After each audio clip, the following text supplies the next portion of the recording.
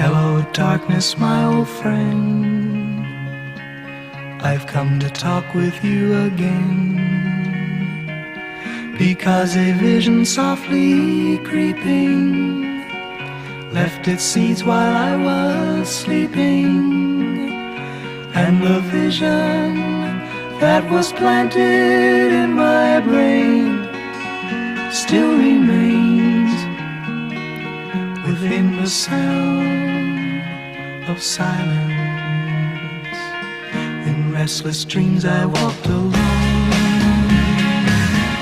narrow streets of cobblestone, neath the halo of a street lamp. I turned my collar to the cold and damp, when my eyes were stabbed by the flash